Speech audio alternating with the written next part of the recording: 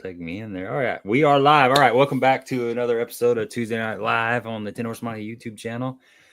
And I'm looking forward to this. Dude, I'm impressed by your work ethic, Randy. You just keep going. You've been like on this big, been on the podcast tour, live stream tour, and then all the other stuff that you fit, and you're like the Energizer Bunny. So shout out to you for just getting after it, man, and just keeping grinding. Like, yeah, it's amazing. Yeah. Dude. I watched it. You were on Rich's podcast on Hella Bass a couple of weeks ago. Rich is he's a good friend of the channel. A lot of people that hang out here tonight, follow Rich, and I saw you on there. He's a good friend too. Yeah, he's a good dude. I got to fish with him.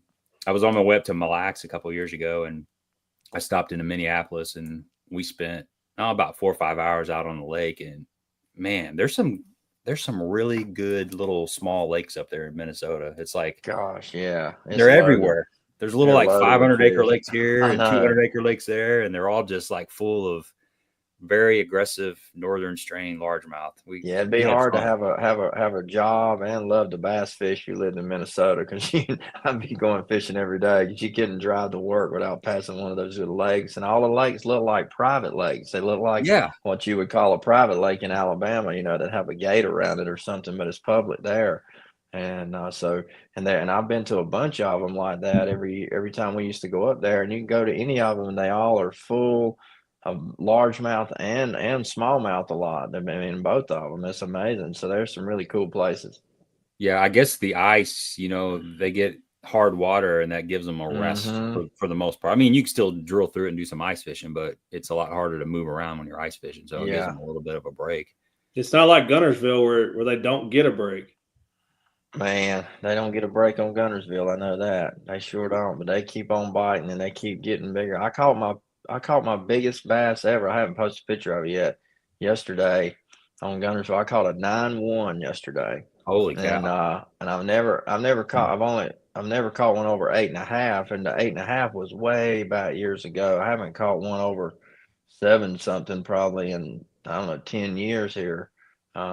Well, I caught a 7 something at Classic, but that was 10 years ago to Classic 01. But that's probably one of the last biggest fish I've caught here in a long time. So it was surprising, and it's good to start to see a lot of those big fish. But it is slam full of 4 to 6 pounders. I mean, full of them, and then lots of little ones too. Lots of little fish. It's just the healthiest it's ever been right now. That's awesome. I saw a post by Jordan Hartman, and he was fishing that Toyota Series Championship on Wheeler Lake. And on his way back, he stopped and jumped into, I guess it's just a little small derby on Gunnersville. It was a 3-fish derb, and he had 18.5 pounds for 3, and he finished second place. And I'm like, what did first place take? It was like 21.5 for 3 fish. For 3? Insane. Yeah, for 3. Yeah. That's what I'm saying. And I saw it. Me and Robin were driving across the causeway heading to Wheeler to watch the Toyota Championship weigh-in Laker was in. And I saw Jordan's truck and boat, and I saw him walking up there to the scale, because I pulled in that parking lot and turned around for Laker's wife to leave her car and ride with us. And I text Toby Corn. Y'all know Toby at Jetta Marina? Yeah. I don't know him personally, but I know the name. I text Toby, and I said, whose boat is this one? Because Jordan's name's not on his boat. It just says Jetta Marina on it. And so I texted him a picture of it, and he said, oh, that's Jordan Hartman's boat. And I said, oh, he must have come over here and jumped in with these local boys on Saturday. I said, he better catch him if he fishes over here on Saturday. And sure enough, I didn't hear what he caught, but that's pretty cool. He had 18 pounds and didn't win. Gosh. That's insane. Yeah. That just shows you how healthy that lake is. Yeah. Imagine that. Go out there and you catch 3 5.5 pounders, and you think you're walking up there with your chest out like this on your way. I would. Yeah, I would. And you see that. So it's really strong, and I'm glad to see it. The grass is just keeping this lake, so healthy, and thankfully it's so much grass everywhere that it just, gives them plenty of place to spawn and hide. And the bait fish in here, I mean, I don't know how the bait fish have gotten so thick in here. Yesterday, I've been out there scoping 2 or 3 hours every chance I can get, just getting better with it. And the bait fish are everywhere, solid, and that's why so many people are catching so many big ones right now. How did you catch that big one? I actually caught it on a minnow, on a spinning rod, on the scope, seeing them, active. I run an active target too, rants, and there was a couple big ones, and they weren't real deep either. And I threw right over there, and it bit. I thought it might have been catfish because it looked pretty big, and on the screen, and then it didn't jump. It just pulled down, and it was pulling real heavy and real hard, and then it really went to pulling good, and I started giving him drag and stripping drag, and then it came right back up and jumped. And when it jumped, I said, "Oh my gosh, that might be an 8-pounder." And darn if it wasn't a 9-pounder. So it weighed 9.1 on the bubble scale. So it was a big one, healthy too, pretty fat, man. It's pretty sad when we're using forward facing sonar and we see one up there and it's like, oh, that's just a catfish, and then it goes dong. Yeah, I know. A good surprise at that point. Yeah, I'll show you a picture of it. Everybody's got to show you a picture of their fish when they see you, Heck yeah. Let's see right here. You can see it through my phone right there. This might be going to be too much of a glare. It looks like a light shining. You can't see that, can you? Yeah. I don't know why it looks like that. It won't pick the thing up. It looks like a flashlight shining on there. We'll just have to wait for your post. Yeah, I'll post it here soon. We trying to boat giveaway stuff right now. I can't waste many posts on fish right now. Yeah. What's the grass? You mentioned the grass in Guntersville. I'd heard that they were starting to spray some of that stuff. Is that true? Is there any truth to that? They have been for a long time, but they usually spray it, just manage it in the like the backs of creeks around the boat houses and the dredge. Where I live back in the back of Spring Creek. And it's a dredge channel that comes in and out to the boat houses. Everywhere else is super flat, and you can't really run the boat across it unless the water's full. And it's lily pads and all kinds of stuff everywhere back here. So they spray the channel, just keeping you from, so you can navigate back and forth and around your boat houses. They'll do that a good bit, but most of the spraying is independent landowners like our neighborhood here. Spends a little bit of money with aqua services then they keep it clean around our docks and just right here in this area. But TVA, they don't just freely give away spray to just to throw out there. So they ain't got to worry about people don't have to worry about them killing all the grass in the lake, because they don't have any money to want to spray. They're a government agency. They don't want to give it away. So the city of Scottsboro and Jackson County, they've had a bunch of hearings and a bunch of stuff up there, because saying it's hurting the business, it's hurting a lot of stuff up there in that area. And I think they've made enough noise up there that they're trying to do some real specific spraying up there in the back of that creek around the marinas and all, because it is choked off pretty bad back there.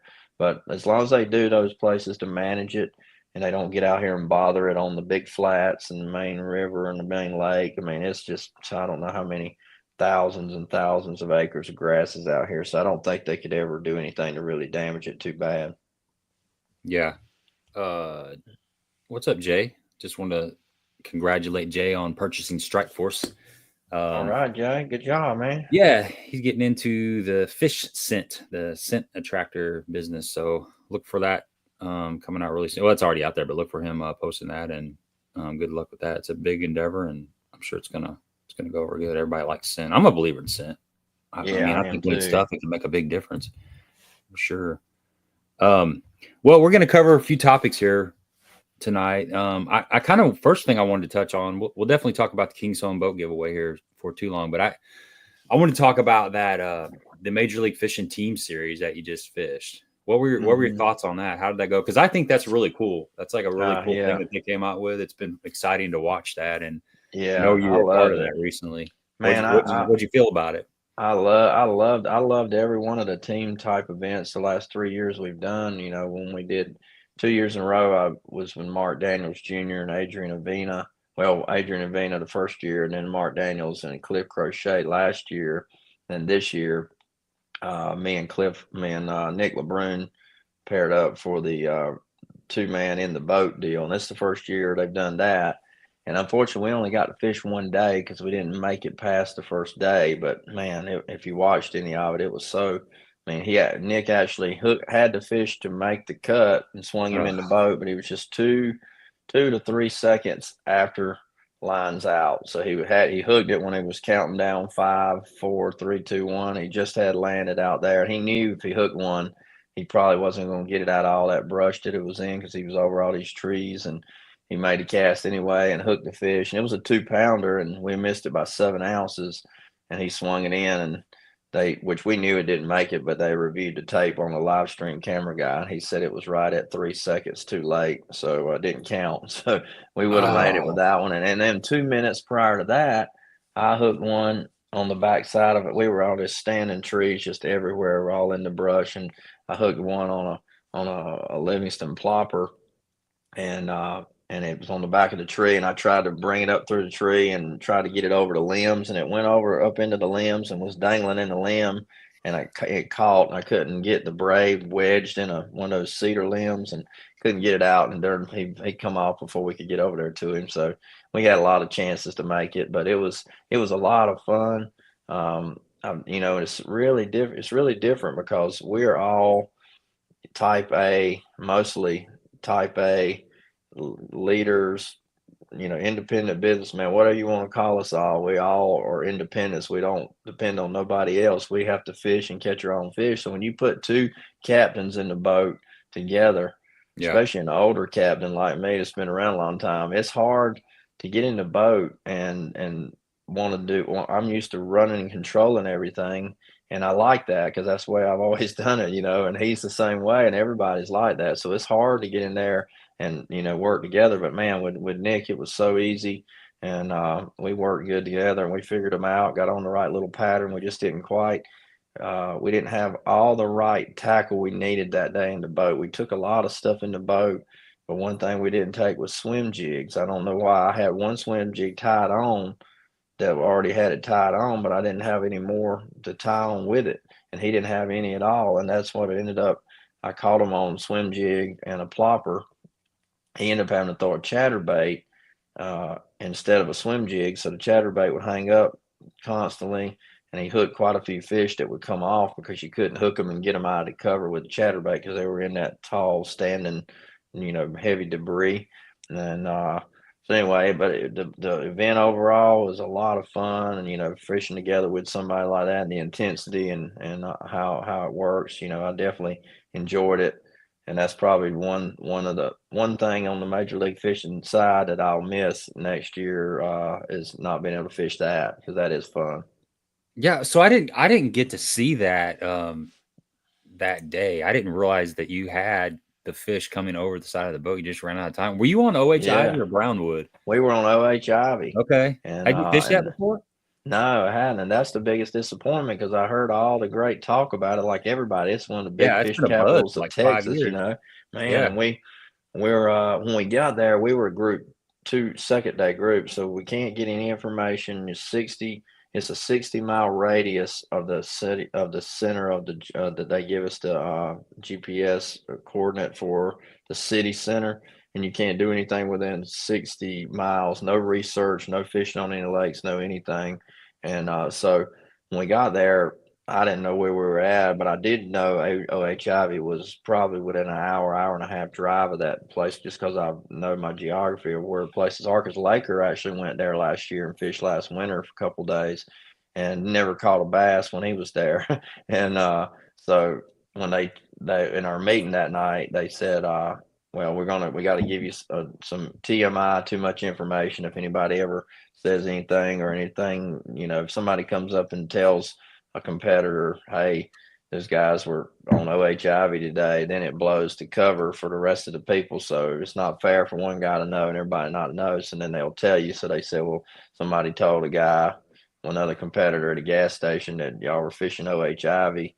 So just let you know that's where they went today, but that doesn't mean that's where you're going to go tomorrow. But we are telling you that. But we've been there enough times. We know they always go to the same place the first round for everybody. So I was expecting OH Ivy, and we drove an hour out in the desert, it looked like, and got out there. And I mean, it's a beautiful little lake, but it was boats all over it on a weekday, and nobody caught over a 4.5 pounder out of our whole group. The whole 3 days that all 4 groups that fished in there, nobody caught one over 4.5 pounds. So I don't know, and it's a lot to the way we fish when you go in that event.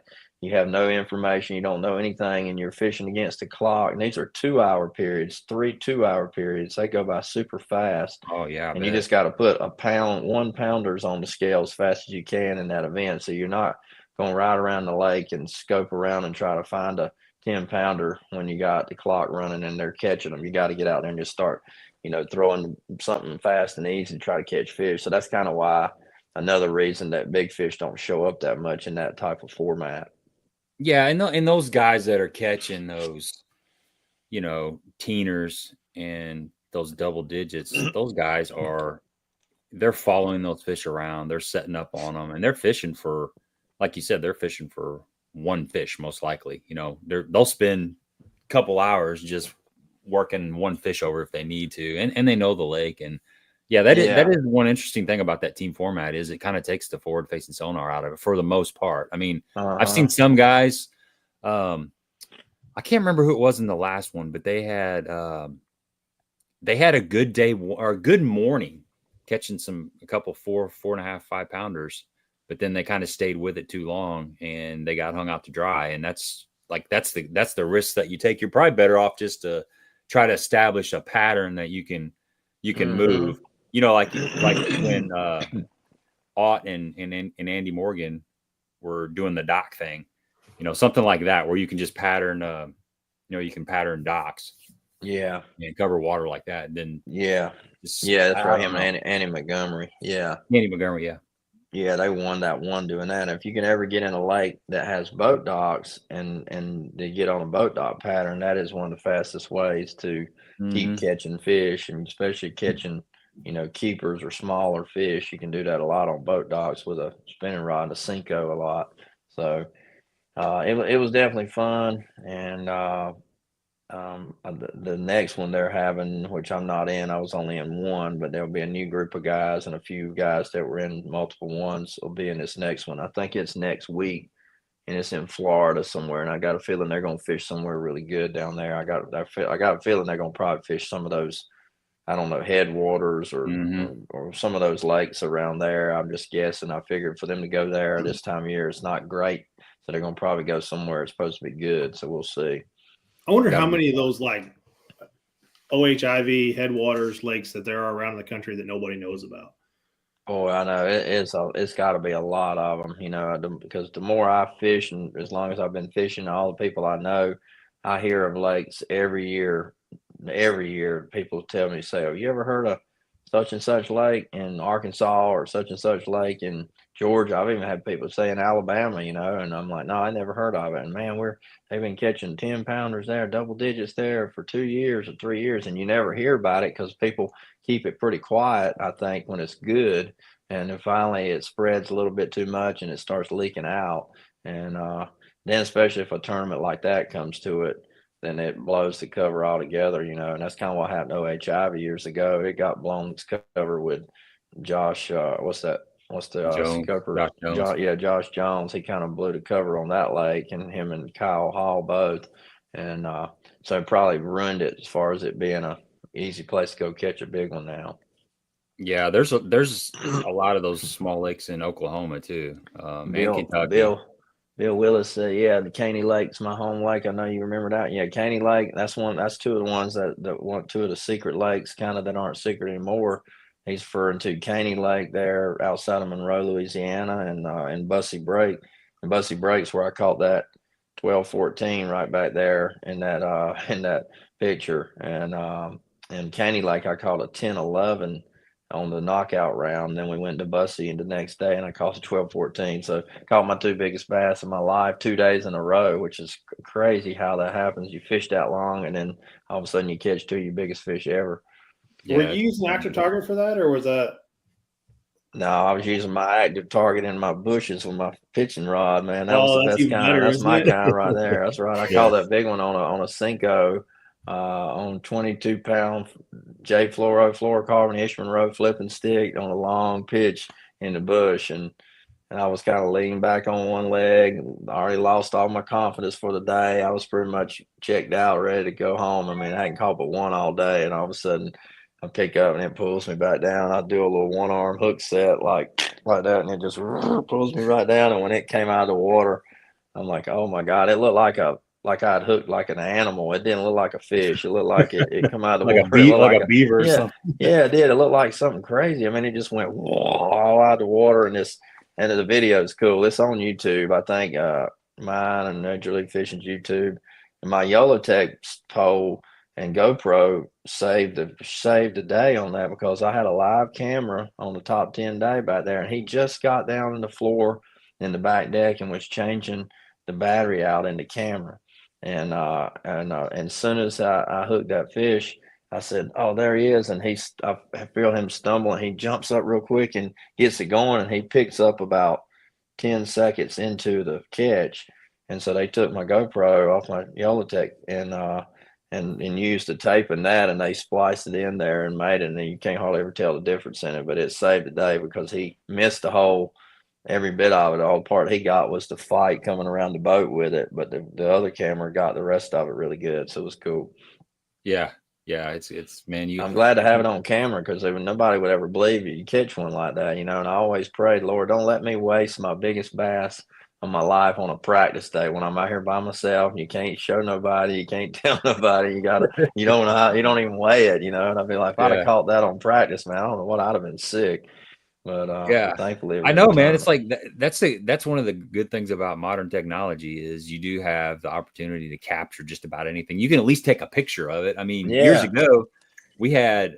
I mean, I remember having like disposable cameras. We just carry a disposable camera around in the boat. Yeah, because you didn't have a cell phone. I mean, and then you had like a flip up, which is it's almost useless. I mean, it was super that's right. You could kind of tell what was going on, but you couldn't appreciate the size of anything on an old flip phone. So, well, that's the one thing. I leave MLF this year with one record standing right there, and that's one record Jacob Wheeler doesn't have right there. It's the biggest bass ever caught in Major League Fishing history. Now, I don't know how long it'll take him to break that one, but it stands right now, so maybe it'll stay around. Well, I don't know if they'll go to many lakes that'll ever be able to have a fish that big to be caught. So hopefully that'll be one record that'll stay for a while. Yeah, that's amazing. So next year you're moving over to the elites. Do you still remember how to catch 5 fish? Or man, how is that going to be different? You know, like the you know how to keep them alive. Yeah, I got to learn how to do all that a lot better. I tell you, because I fished the 3 Bass Northern Opens this summer. That's right. That's right. Yeah. So that's the first time I've had to use my live wells in a long time, and TH Marine's one of my sponsors, and I use the conservation cull system and the G juice and all the stuff. But man, I was not efficient at all. I was slow. I mean, I can't remember stuff really good. I mean, I'd put the pin in them and grab them back out, and I didn't have a Bubba scale to weigh them and really organize them. And Laker uses that, and he told me you need to get that. I'm like, I ain't gonna do that. I'm old school. I got my balance beam, and I don't care what they weigh. I just want to know which one's bigger than the other one, and I'll be all right. So that's kind of what I used to do. We never weighed them a long time ago, and so man, I'd pull them suckers out, and especially at Lake St. Clair, Michigan, you're just catching so many 3-pounders, same size fish, and get them out, and then they flop around and come off. And just man, I'd spend 5 to 10 minutes down there, and I want to hurry up and get back out there and catch one. So I've got to be more efficient at doing that. So hopefully I'll get me a better system for that for the Elite Series. See, I struggle. I'm like you, Randy. I struggle weighing each one of them because when it bounces from here to here, that balance beam is 100% accurate every single time. Every time, yeah. It doesn't matter if he flopped the wrong way or a beam of That's truth. why I tell Laker. Laker uses that yellow fish commander scale. That's like $100 or whatever he's bought. It's no telling how many he's bought and thrown away because he gets them wet in the boat when he's guiding, and then they don't work and he throws them away. He gave me one of those, and I had it, and I try to use it at St. Clair, and I can make that smallmouth weigh a different weight every single time.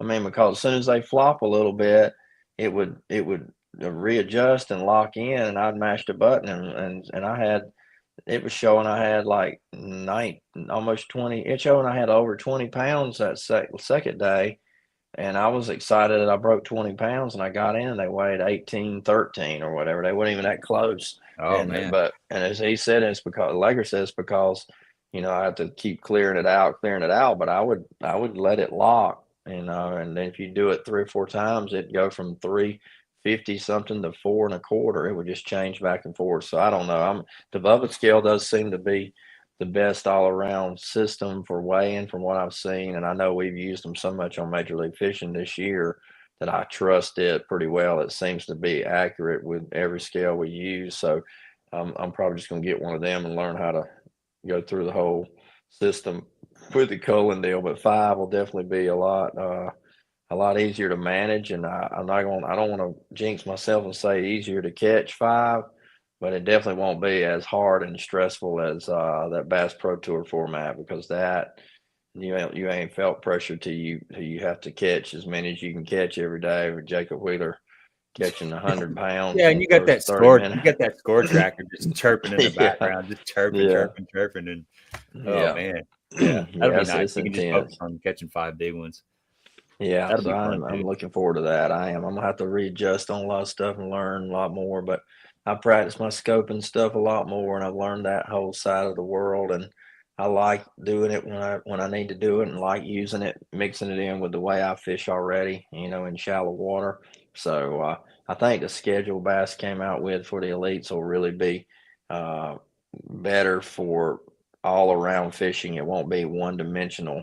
Basically why everybody doesn't like the scoping and watching it on TV live, because it's one dimensional. When everybody's doing that, it gets boring watching it. That's what everybody says. So you got 10 people out there, and you got 6 or 7 people doing all types of different fishing, and a few other people scoping, and that's going to look better for TV. And I think that's all about scheduling. And I think they did a good job on scheduling the events at the time of the year like that. Yeah. So I guess you've been keeping up with some of the rookie class that's come over to the elites. Mm-hmm. You keep track of all that. And by the way, Lakers been killing it too. That's awesome. He's coming on, man. He's paying his dues, as they say. He's working his way up. He's had a lot of ups and downs, but that's what fishing is. And so he's learning. So I'm glad he closed out with a 3rd place at the Toyota Championship last weekend at Lake Wheeler. So he got him a $30,000 check for 3rd in that Toyota Championship. So that's his biggest check ever. So he was really excited about that, and I'm proud of him. He's working his way up. He's going to fish all the Bass Opens, both divisions next year, in hopes of qualifying for the Elite Series. And that'd be that's the ultimate dream of me and him both, is for us to both be able to fish the Elite Series together, and inevitably both be in the Bassmaster Classic together, and even cool. And go one step above that, to both win the Bassmaster Classic. Of him to win one, I'd like to win again too. Of course, we're going to ask for it all. We'll do it all. That's our goal. Go big. Go big. Yeah, that's cool. Did you know? Did you know did you know all along that he was gonna pursue that, or when did you get a hint, a hint that he was gonna pursue like tournament fishing? Because I mean, a lot of kids, they go fishing with their dad and stuff, and or their grandpa. It's just kind of the way it is when you're growing up. But do you remember? Was there some feeling where you're like, he might actually like this more than just casually going out and fishing? Yeah, well, I boat captained him in high school fishing, and I captained him and my other son, Oakley. Oakley just went to college at Alabama. He just turned 19, so he was 4 years behind Laker. So Laker was already a senior, and I started captaining Oakley in the 8th grade and junior stuff. And Oakley had a lot of talent, and it was really good, really quick. And I really felt like Oakley would do it too, but I knew it didn't take long before I realized Oakley wasn't, just eat up with it like Laker, and Laker was, pretty eat up with it the whole time. And I just knew the more we did it in high school, the more natural it was to him. That's what he's been around and what he'd seen all his life. And that's what he told me that he was going to do, so we never, as bad as it say, especially my Robin's a teacher. She had an education background, so she homeschooled both of them, Laker the whole 12, 13 years, and Oakley all the way to the 9th grade. And we didn't want to ever push fishing in as a business on our boys, because we grew up hard and we knew how hard it was to make it. We got married when we were 18, 19 years old, and struggled for 4 or 5 years to ever really make a living fishing. And so I didn't want them to go through that either. And I know how hard it is now. So I know you got what it takes. But I just saw his perseverance and how much he loved it and passion. And he told me, you know, when I won the classic in 2014, we rode around the arena in the boat, and he had the flag in the back, you know, waving American flag. And I didn't realize that's kind of when he said the dream in him was born, that he wanted to be a pro fisherman and he wanted to be in the Bassmaster Classic. So we talked about it later, you know, when he first started on the Toyotas and the Bass Invitation or the MLF Invitationals and some of those tournaments. And he was like, man, I really want to fish bass. I really want to fish and want to be on the bass side. You know, I like MLF side too, but I really want to be in that Classic, Dad. That's my goal. I really want to do it. So that's kind of what started leading me in my thoughts about going back to the Elite Series. I'd always said I knew when I won, I had that free pass to get back in, and that's one of the perks of winning the Classic, just like the major or the Masters and golf and a lot of different things. That's one of the, you know, bonuses you get in that is having that pass to get back. So with all the changes that we're having in Major League Fishing, the field size cutting, the entries going up, and just all the things changing, I just felt like the time was really good to go ahead and go back to bass right now while I could, and then be there in hopes that he'll come on through the ranks and make it here soon and get in there with me. So how does that legend status work exactly? I mean, I know because there's several people that I think apply for it or you know, or pursue it, but they only let so many in. How does that work? There's two spots per year, so there's 102 guys in the Elite Series last couple years, and next year me and Cliff Pace are the two right now. So what happened to get in that, if you win one Classic or one Angler of the Year, you get 1 point. That's what they call it, 1 point. If you win multiple titles, 2 or 3 Classics or whatever, you get 2 or 3 or 4 like that. So Jordan Lee won 2 Classics, so he trumped me last year, and he got in last year. And so I was next on the list, and then Cliff Pace was on there, and there's 4 other guys I know that were on there. But then it goes next after everybody that has 1 title, or we're all equal 1 title. Then it goes to number of bass events fished in your lifetime. And I thankfully started when I was 17 years old. So I had 283 bass events fished. Wow. So I beat everybody by a long shot on the number of bass events fished. At least they credit you something for all the money you spent all the years of doing it. You know, I've won $2.1 million, and I've spent $1.9 million in entry fees. Brady, that's my joke. That's my 283 tournament joke. But it did pay off for having that. So I got in, and then when Rick Clunt, and I got the spot that Jordan Lee had since he moved on out in the points, and you only get to use it 1 time. So if you get in there and you don't requalify in the points, then you're out. You don't just get the spot for free no more. You just had it 1 time. So the reason Rick Clun stayed in so long is he had 5 titles. He had 4 Classics and 1 Angler of the Year from all of his career. So I think he had lived on those last ones in his latter years and kind of used them up. So that's why this year he didn't have any left, and that's when he retired. And so Cliff Pace got that spot. So do you apply for that then, or do you ask to be on that list, or is it just you got a pretty strict criteria. You have to get on the list, and then you have to get fished some Bass Opens. You got to fish 1 division of Bass Opens. That's why you can't just click and get right in. And I kind of thought you could, because that's the way it was written when I won the Classic. But in 2022, they changed it because so many MLF guys had gone back, and they had brought people back in without any real criteria, and made a lot of the guys mad that were, you know, customers at Bass and other fishermen. So then they went and rewrote it and said, you got to go through an open division. You got to pretty much wait a season about your name on the list, fish the opens, and then you can get in. Then Bass still reserves the right to let you in or not. And so they can still go to whoever they want to go to, but the way it's written, but that's kind of how it's set up.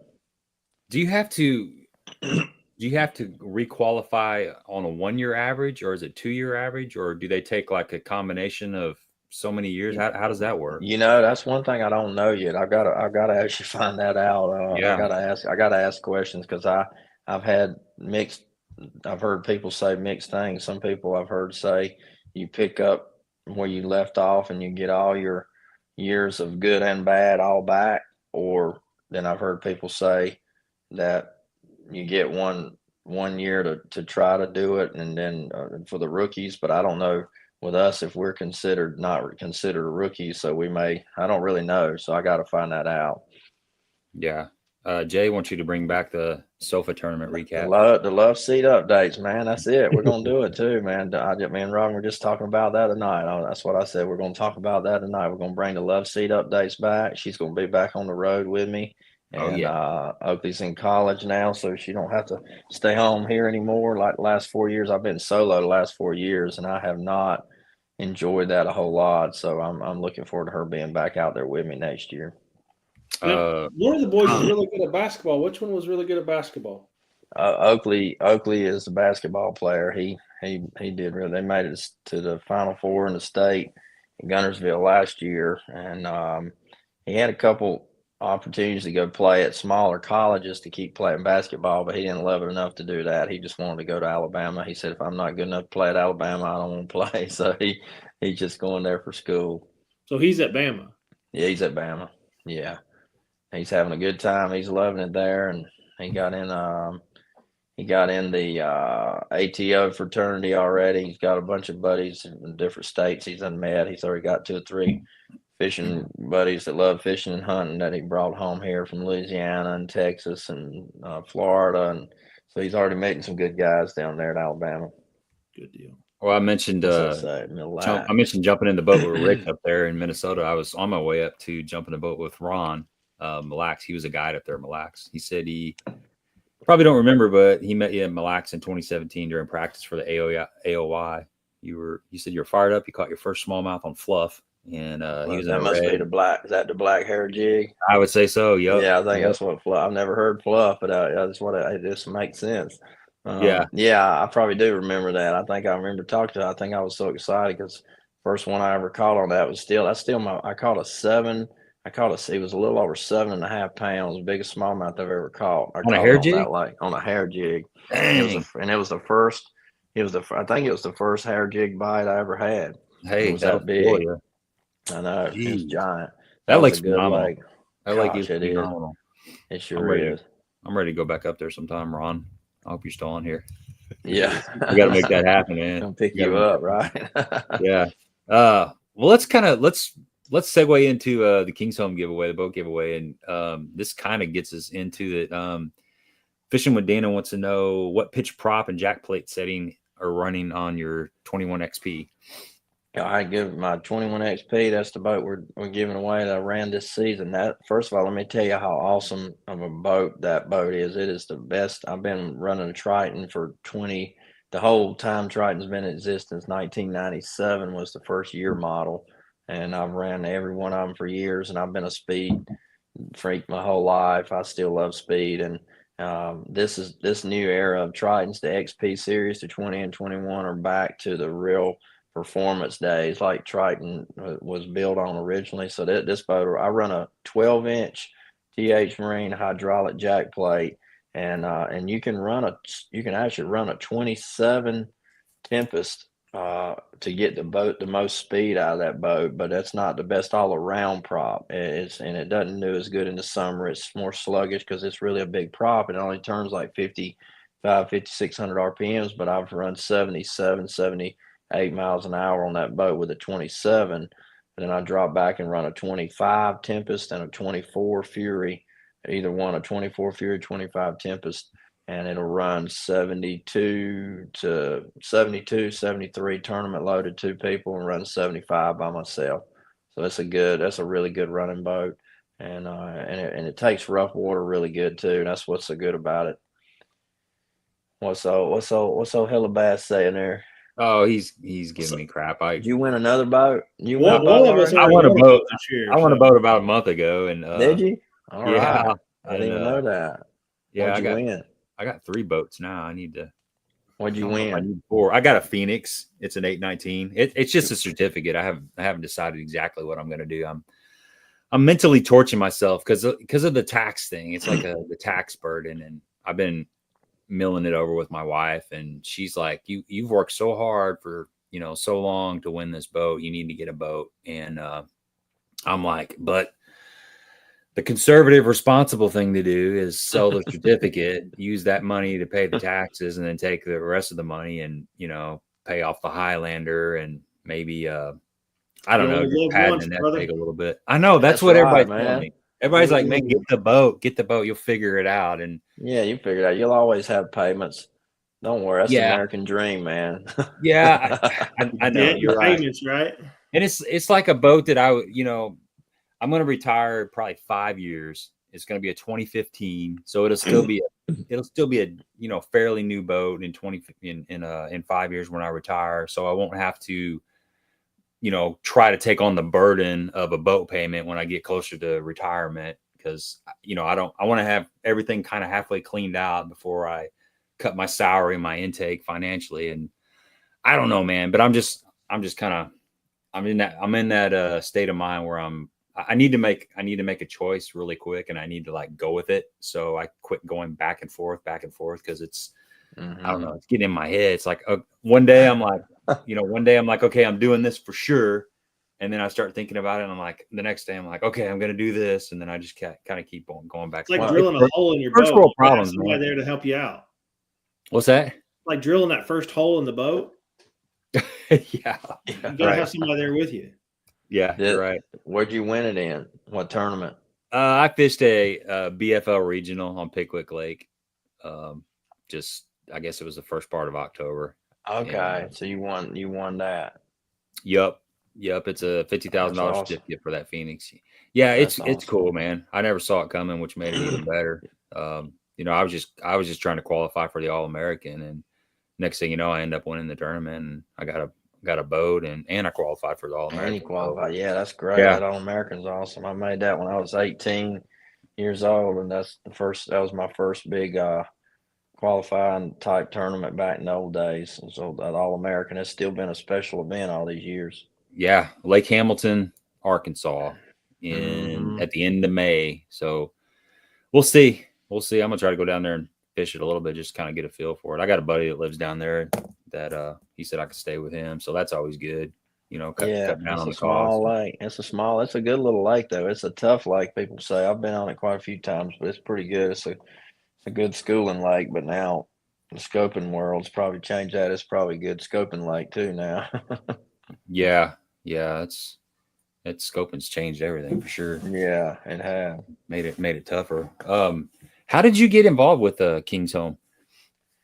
Well, it went all the way back to 2007. It's kind of crazy how it all happened. We lived in Birmingham, and we were from North Carolina originally, but we moved to Alabama in '98, and then we had moved from Trussville, Alabama, which is the outskirt of Birmingham, to Springville, which is all 30 minutes or so out of Birmingham. And in 2007 Classic I qualified for was in Birmingham at Lay Lake, and so during that break right there leading up to the Classic week, we got an email that came in from a lady at King's Home, a director, and she just reached out saying, we are a charity and ministry. We're a Christian ministry. We don't take federal funding because we're a Christian faith-based organization. We use fishing as a kind of a rehabilitation for a lot of our boys, because a lot of the boys like to fish, a lot of boys like to hunt, and we do a lot of stuff here in the ranch, and we have a pond, a lake here, and all that. Is any way you could get a group of the Bassmasters to come over and talk to a big group of our boys these are all teenage boys that have been abused and abandoned, neglected, a bunch of situations and all that. So at the time, I asked ESPN on Bassmaster, and I went to the director who ran that, asked them could we get a group together and we go there. And they told me that we couldn't do it as a group because they only supported the Jimmy V Foundation. That was ESPN's charity, and that they aren't allowed to go do other things with their charities, which was a weird deal to me. So I just said, well, I'll come do it myself. So we kind of set it up, and me and Robin went, and the boys were really little. So I guess Laker was born in '01, so he must have been like 6, and Oakley was probably still in a stroller. And I went there thinking I was just going to do a good deed, and go out and do something good because for these kids that are struggling, this charity and all that. So we go over there to talk, and man, when we got there, we just fell in love with those people and everybody there, and they just tore our hearts out when we started hearing the stories of a lot of these teenage boys and the teenage girls, and we started just hearing, one story after another. They took us on a tour of the homes and met house parents, and gosh, and I just knew. I mean, I'm an emotional person anyway, especially when it comes to anything with kids, and I started just like, man, all I could do was like cry the whole time I walked around there, just thinking how bad the situations were. Yeah. So I knew right then that, and Robin did too, that we were, we were all there for a reason. The Lord had brought us to that place to show us that day because we were supposed to help make a difference and do something about it to help. So, we just kind of, I stayed in touch with them, and I told them, it really touched our hearts a lot. We wanted to do something to help them any way we could. So they started calling me back at times. I'd come back out there and speak to other groups, and I'd get other people to come speak, and then they'd get me to do stuff at churches for them and just different things like that. And finally they said, well, would you, consider being a national spokesperson for us and try to help us, raise money for King's Home, because we are, we don't get federal funding, and, it's, all the budget we have to deal with and all that. Could you put it on the side of your boat or something and bring attention to it? So I said, yeah, we can do that. So we started doing that, and we did that for 1 or 2 years before the boat giveaway kind of idea came up. And then we just kept thinking about ways we could help. And I thought, and one of the board members was a fisherman. He was like, I wonder about giving your boat away if could do something like that. And he kind of gave us the idea.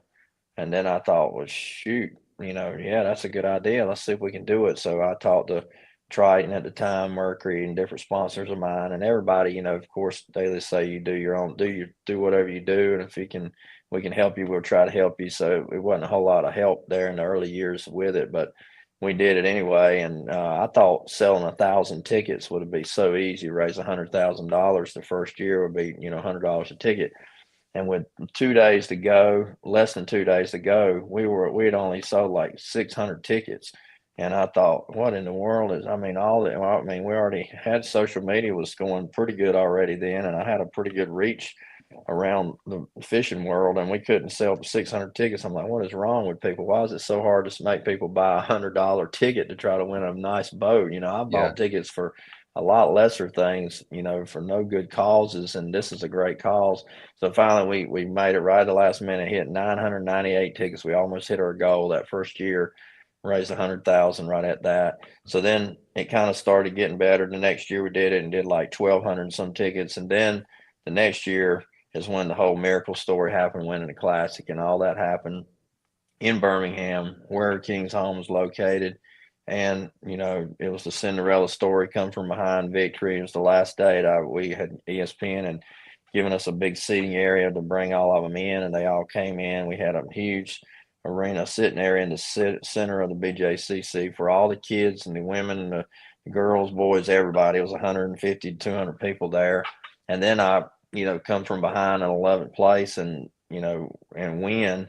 And that kind of put them on the map, give them a center of attention, and it was emotional win and all that story, and after that, they came back, they sent cameras back out to King's Home and got permission to interview one of the girls on camera. We posted that video last week on social media. If you hadn't seen it, go to my Randy Howell Fishing on Facebook or Instagram page, and Bass Nation collaborated with it, and Triton page on both too. And it's a real 2-minute video, but it was a clip from way back in the 2015 Classic where they interview one of the girls at the King's Home and talk about the boat giveaway. And it's an emotional story, and that kind of put it on the map. And that's why I feel like that had a lot to do with the timing and why the Lord allowed me to win that Classic. I think it had a lot to do with because of the mission that we were on and the purpose we were here for.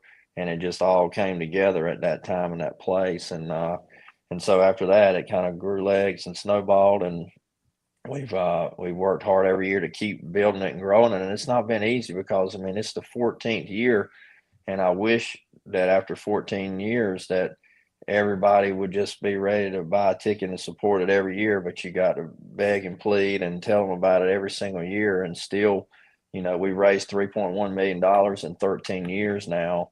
For the last 3 years, we've done 300, you know, we did over 400,000 in 22 and did 333,000 last year. And then right now, my goal, I always want to break last year's record, but today, our tally today was like $138,000. So that's 1,300 tickets so far. So we're about 400 below last year at this same day.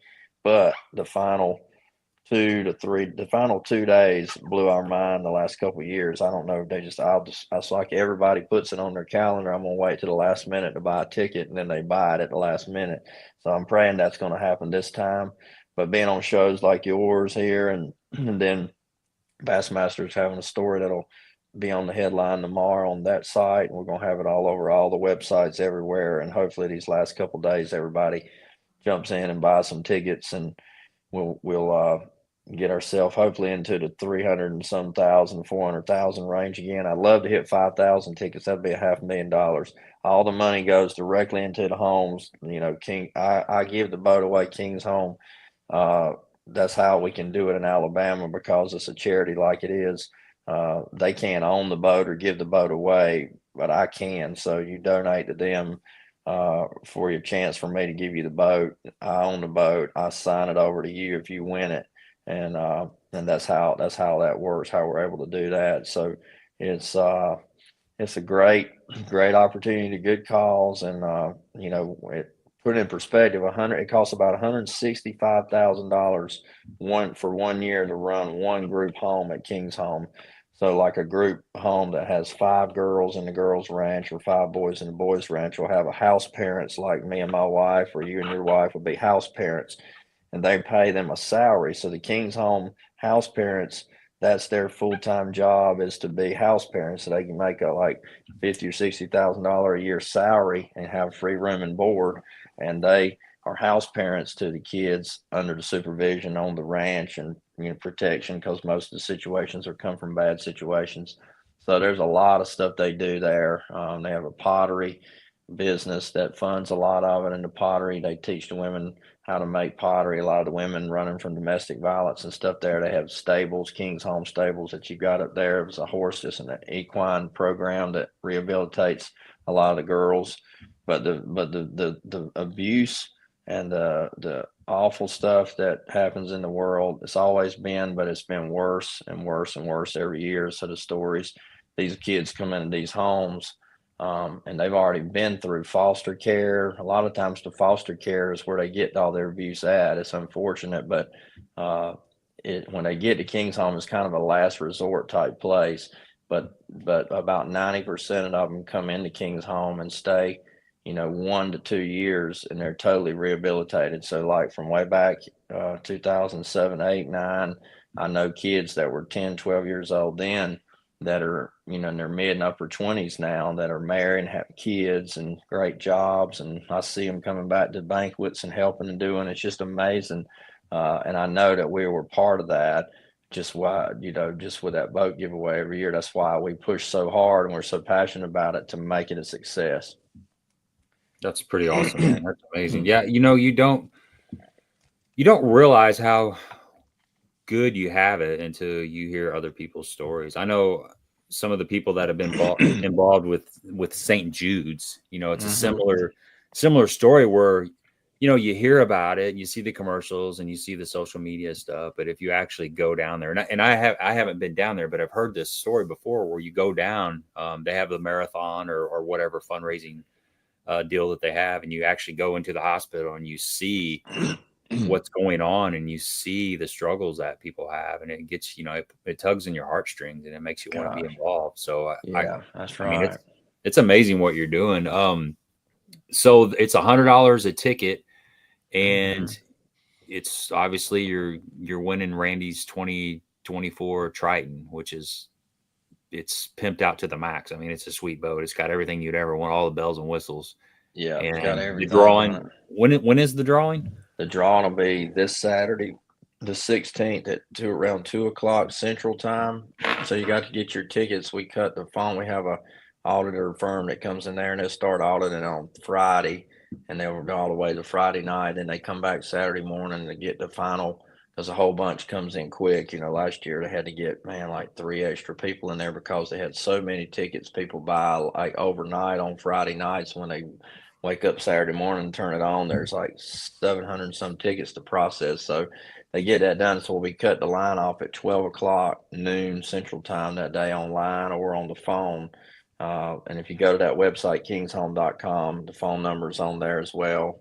Kingshome.com/Randy Howell will take you right to that donate page where you were just at, and there's a phone number on there you can call if you don't want to use the online. But online is so easy. I mean, I was texting the guy tonight at dinner, and he wrote me back or whatever, and I was sending him info about it, and he was like, "Oh yeah, I haven't bought my tickets yet." And while I was typing him back, he showed me a screenshot. He bought 10 tickets, I bet, in less than a minute, and was done and processed that quickly. So it's all super easy, professional, and it's a first class deal because we've been doing it for a long time. We've taken all the bugs out of it. That system is audited 3 times over to make sure everybody's name and number is in that system, and then it prints out on sheets of paper, and then that machine cuts all six times 6 names and numbers on one sheet of paper. So every piece of paper is exact same little white piece. Nobody folds it or bends the corner, or all the old days like the old guys like, I'm gonna buy my ticket at the last minute, I'm gonna bend the corner of it so somebody pulls it out. Them days are over. This ain't like that. So it don't matter when you get it, so don't wait till the last minute. Yeah, they run all the fun nowadays. That's no fun. I know they run all the fun. So we still, the only old fashioned thing we got is still that big old turning barrel. And and every year they have to get permission from the state for 1 girl or 1 boy, or 2 girls or 2 boys to be used on camera, because like when we do the fishing event all day Saturday there, anybody there with cameras. That's the thing. If we could put videos out to tug on people's hearts, or we could put on pictures for people to see them, but you can't do any of that because they're all wards of the state, so they're all safe and secure. Every time we post a picture, you got to cover their face with a little heart or something, and but the drawing that day, one of those kids we'll roll the barrel and have it live. My wife Robin will be standing there with the phone. It'll be right on my Randy Howell Fishing Facebook page. You can watch it live right there. And I call the person from the boat, and I call that number, and man, that's the most exciting day ever when you call that number and waste the phone ring. You hope somebody's going to answer it. And then almost every time it goes to voicemail first time. And I'll always say, "This is Randy Howell, and it's letting you know, I wish you'd answered the phone. You just won my boat, and you have to answer the phone to be able to win my boat. So we're going to call the next person, And then all of a sudden, that boy, I wait. Yeah, I talked to the guy in the deer stand that time. Yeah. Oh, is that what it say? Right. Funny story you told about. Yeah. Deer stand. Yeah, that's exactly right, man. I was, the funniest one was like, I think it's been about 4 years ago. And this elderly man, he was like, I think he was in his mid-70s. He was a retired veteran, just the greatest story ever. And he was and he answered, and he was kind of whispering. I said, "Hey, this is Randy Howell, man. You know why I'm calling you?" And he's like, well, yeah, Randy, I'm in a deer stand right now. You think you could call me back?" And I said, "Yeah, you just won my boat. You bought a ticket to win my boat. That's what I'm calling you about. I won my boat." He said, "Oh man, okay, thank you so much. Well, give me a call back later and we'll talk about it." And he hangs up. He was like that, man. I'm like, I can't believe it. This guy just won a boat. But it didn't take him long to call me back. And I think his grandson heard it, and his grandson called him and said, "You better have him call him back. You won this boat. I gotta have it." So it was a cool story. He had a 20-year-old Triton of all. He had a Triton, which was great. Triton. Cool. And he gave that old Triton to his grandson, who was getting ready to start college that year and a college fishing team. So that kid got to have a boat. It didn't have a boat, and he got a new boat. And he actually kept the boat, so it worked out good. So and then last year, we've had 8 out of 13 years. We've had 8 winners in other states. We've had 5 winners, 8, 9, 10, 11, 12, 13. Yeah, 5 winners from Alabama over the 13 years. but 8 other states. And then last year the kid was 27 years old, and he was married and just had a baby. And so he's no way his wife's going to let 27-year-old boy keep a, $80,000 boat. So he's told me, he said, I really need the money, and I'm gonna end up selling it. Do you know anybody wants to buy it? I said, well, yeah, I got several guys want to buy it. So I called one of them up, and he was like, yeah, and I hooked him up, and he paid him 75 grand for it, sight unseen, and he comes up pictures with it and signed it right over to him. And that guy got the boat. He got 75 grand, and he had a good Christmas. Heck yeah, that's awesome, man. Yeah.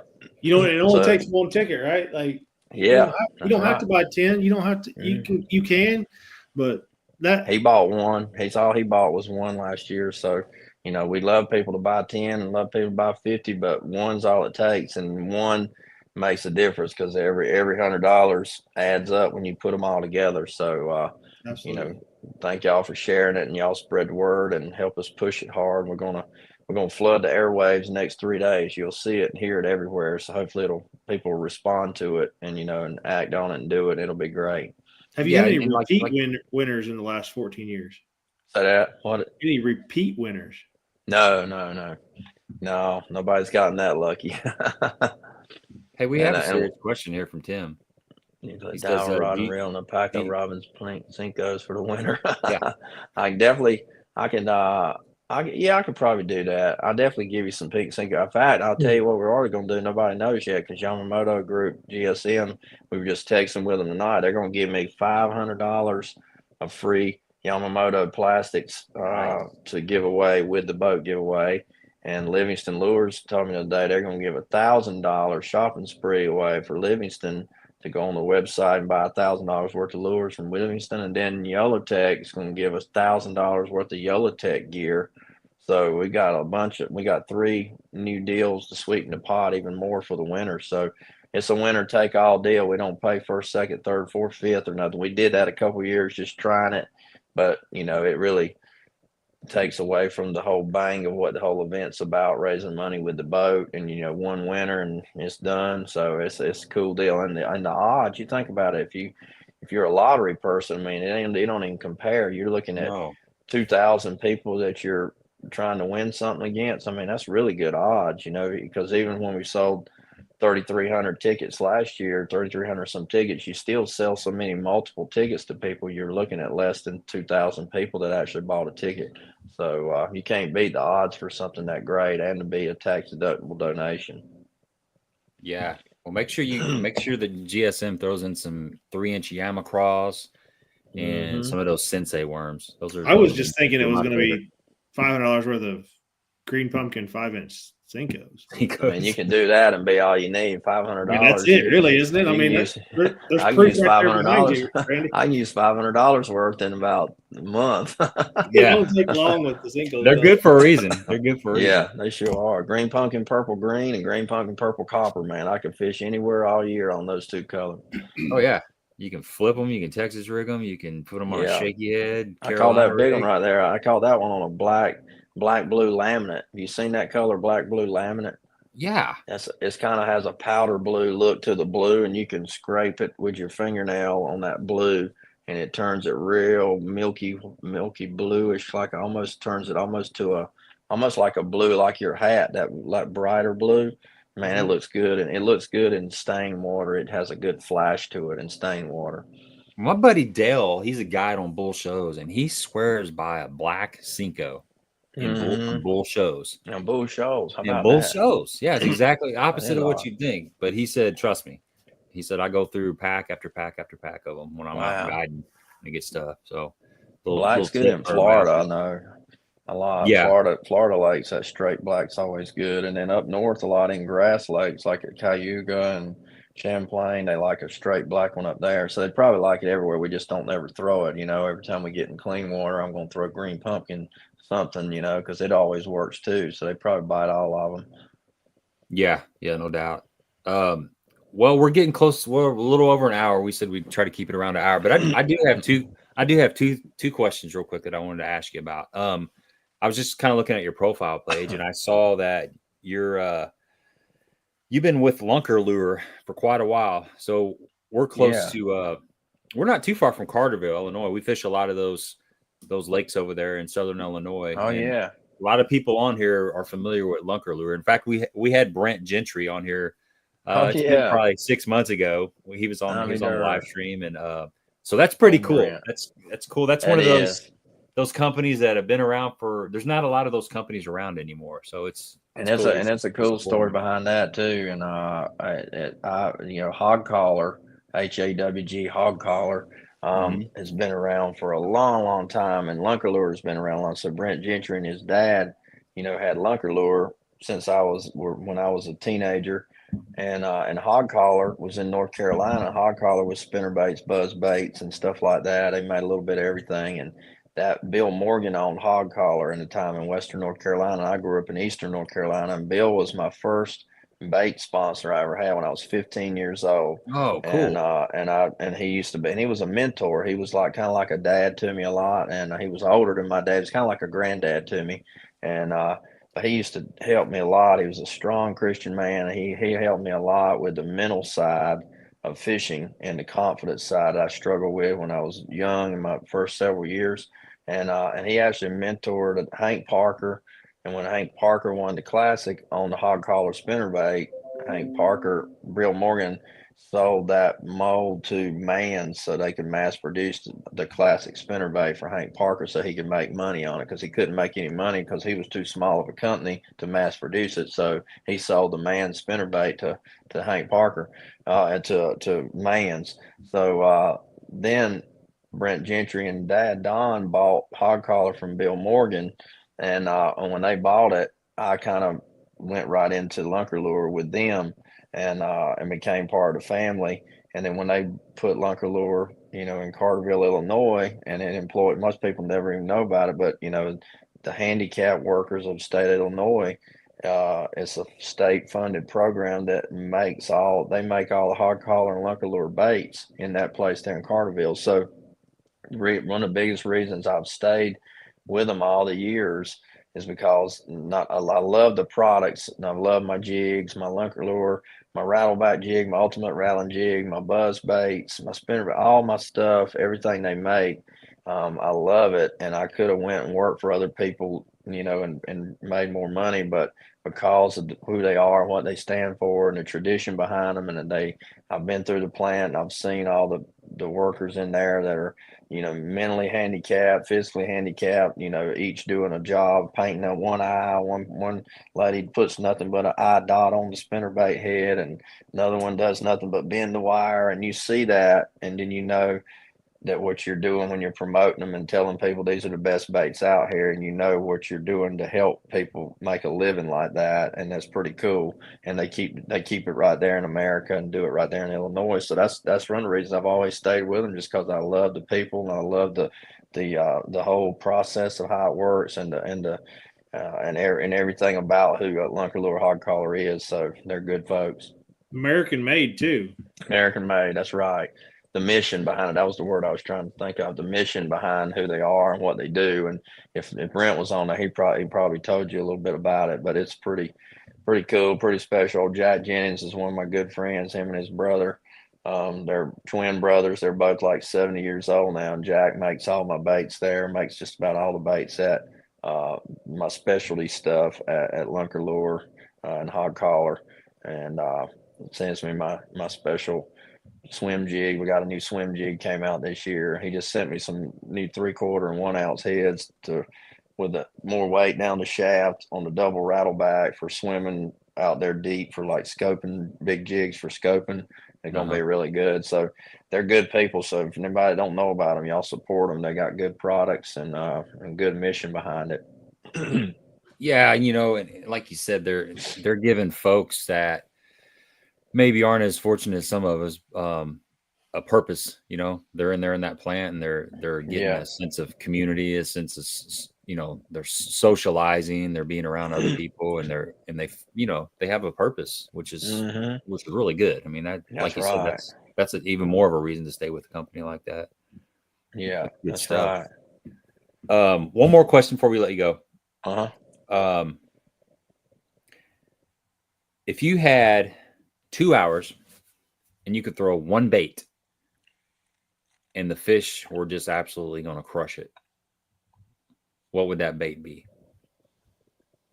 2 hours to throw one bait, and the fish would crush it no matter what I chose. No matter what the water temperature was, the season, whatever. You tie that bait on, you go to the lake, and the fish are going to act like they've never seen it before. And it's, basically, I'm asking you, what's your favorite way to catch fish if you can fish them and catch them? That's got to be top water. If I can choose that, because you can't. Normally, that question is, if you got to catch a fish to live or to eat, live or die, you got to catch fish using my it's a Yamamoto Cinco. It's my answer every time. You can give me a Cinco on a deserted island with a ditch somewhere in the water, and you'll catch something to eat if you needed to with a Cinco, if you had to. But for going out and just to fun and anytime, pick what you want when you want, it would probably be smallmouth on top water, and that Livingston walking balls is and if you not watched any of that Toyota championship last weekend live stream, Laker was on there, and Laker was probably the only guy Keith Poche and Laker were the only two guys that were fishing shallow normal style that weren't scoping out there in open water, and Laker was catching his on a walking balls junior, and he's got one on the Major League Fishing Instagram page. It's one of the best highlight real videos out there. They posted the other day of that one top water blow up that he had. A guy zoomed in on it just right when he was walking slow like that, and you see it just puff up behind it and just goes and just flushes it, and it's like, oh, and he says, oh, and that big old head comes up and walks. It was a 4.5 pounder, and oh man, that gives you goosebumps when you see that video. And that would be my choice. I love to catch them on top water. Good answer. What color? Bone is kind of hard to beat. I like the bone out here at Guntersville, all the Tennessee River Lakes. I use chrome and black a lot too. Chrome, black back, and then there's another. They have one color called Ginrin, Ginrin. It's a Japanese type color called Ginrin, and it's kind of a little bit of a bronze goldish back with like a fishy scale, flashy pattern on it. I use that color a lot too. It's kind of a different color. I use that one a lot, but I use bone when it gets a little more stain. I use that color when it's more clear. Okay, cool. Yeah. All right, let's wrap this sucker up. I appreciate you hanging out with us, Randy. I've enjoyed it, man. Tell me, because since I don't know, where's the name come from again? 10 Horse Monty. 10 Horse Monty. It's a good question. So I do most of my fishing out of an aluminum boat. So that's where the 10 comes from, the TIN. Okay. And a lot of the lakes that I fish are 10 horsepower lakes. So it's kind of a play on the word. I took instead of TEN, I took TIN. And then my last name is Montgomery, so that's where the Monty came from. So I just kind of strung it all together. That's good. I knew it had a good reason. I was trying to figure it out. He's creative as heck, isn't he? He is, man. It's amazing. I would have never figured it out. So I'm glad you told me that. Yeah, it was either that or Gabe Montgomery Fishing. So we went with the 10 Horse Monty is a lot better. Yeah, I appreciate it. It sounds like something famous, so that's good. I'm working on it. One video at a time. That's right. So yeah, everybody out there, go support a great cause. Check out that King's Home giveaway. Like I said earlier, even if you don't win the boat, you're doing the right thing. You're supporting a good cause, because those people need the funding, and $100 goes a long way. It's making a difference in the life of those folks that are kind of struggling, and they're just trying to go towards the light. And King's Home is supplying them with a chance and an opportunity to better their life. And I mean, we all need to support that kind of stuff. So, Randy, anything else before we wrap this up? No, I think we covered it all, man. I enjoyed hanging out with y'all and appreciate y'all letting me talk about that and support it. And hopefully we'll be calling somebody on this phone. If you see a 205 area code call you around 2 o'clock Central and you're not live streaming it and watching it, you better answer it. Don't send me the voicemail, man, because I want to tell you won the boat. So y'all do that, and then hopefully we'll be talking to somebody Saturday for that. And thanks for all the support. And then we'll look forward to seeing y'all on the Bassmaster Elite Series starting in February. We're going to start a new era. Hopefully we'll have a good one and come back and make the Classic my first year back. That's my goal. So we'll see what we can do, and I'll get back on here and we'll talk about it. So they do call you back though pretty quickly when you leave that message? Yeah, everybody's calling me back really fast. It's funny how that happens. Yeah. If I don't recognize the number, I don't answer it either. I know. I wouldn't. If somebody leaves a message, I'm like, well, you we talked about the guy deer hunting. I'm thinking like that Saturday at 2:00, I'm going to be in the woods somewhere. Like, yeah, you just got to remember that. Just remember, if you buy a ticket, you got to be thinking about winning. That's the problem. A lot of times people buy something, they don't think about winning. Every time I ever buy a ticket for anything, I put it in my phone, trying to remember when they're going to draw, because I want to know if I win. I ain't never won nothing, but I've always. I was gonna say, how does that work out for you? Because I don't ever think about it, but if it works, I'm gonna start doing it. Yeah, you need to try it. You just got to keep believing that you're going to win it. That's the thing. Nobody ever believes they're going to win. It's a surprise to everybody, I guess. But man, it's be a cool surprise. So I'm always excited to see, and hopefully it'll always be a good story behind whoever wins it. That's right. All right, Randy. Have a good evening. Appreciate your time. And all right, man. Good luck to you guys. Appreciate it. We'll see you next time. See you. All right, man. That's a wrap. Let's give away something here. We do the Baitworks giveaway, and we're gonna give away something. Let me see here. Let me pull this up. That was cool. Yeah, I'm gonna get Randy back on here again sometime in the future, because he's been like grinding on the King's Home Tour, and he's just a super busy dude. If you check his social media, he's always on something. But I had a bunch of stuff I want to dive into, so maybe next or maybe later on this winter, maybe early well, probably like late winter, like maybe January. It's hard to get all these guys in with everything that's going on. I mean, I just like he's been doing it for a long time, and he has a lot of information to share, a lot of cool stories that you don't. I mean, he's been on a lot of podcasts recently, a lot of live streams lately, but most of it's been, kind of just talking about general stuff. I'd like to take a deep dive into some of the stories that these guys have, just because he's been doing it for a long time. There's some little gems in there. That's kind of like our MO too on this, right? Like, it's not the scripted, hey, how did you win the last tournament? What do you think about, moving from MLF to Bass, the typical questions. I want to know about the 2004 Classic, and what was the decision? It wasn't the 4 Classic. I don't remember what. It was 14. 14 right? Classic. Yeah. Like, what was the decision? Why was the decision? And pick your brain a little bit more on that.